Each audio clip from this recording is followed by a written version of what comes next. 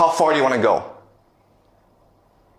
And the problem is this. The problem is that the Iranians are Shia, which believes in martyrdom. And you've killed the religious leader, the Ayatollah Khamenei. So they're willing to go very, very far. The big question that people have is, first of all, are the Americans going to use ground troops? Because the only way that you can defeat Iran is by using ground troops, okay? That's a big question we'll look at in the next few weeks. Will America send its army, 500,000, 2 million soldiers to topple the government? Okay, that's question number one.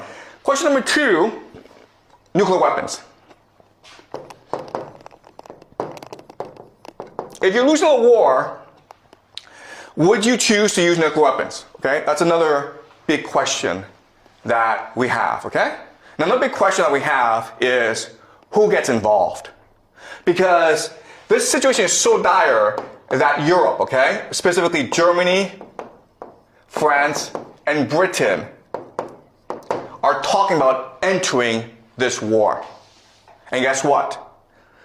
If that happens, it is possible that Russia and China will also enter this war on the side of the Iranians. This is World War III, okay?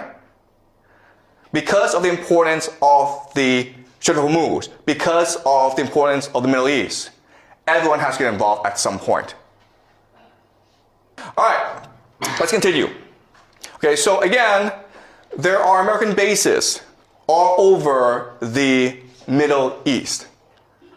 And originally, these bases were established to protect them from basically their own people, okay? These are monarchies that were imposed on these nations by the Anglo-American Empire, the British first, and then the Americans came to support these monarchies.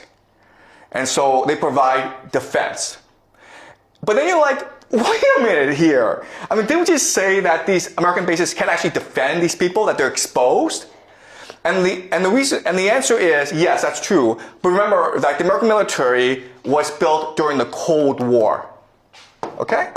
And the Cold War was a war between the Soviet Union and America. And so the Cold War was defined as something called MAD, mutually assured destruction.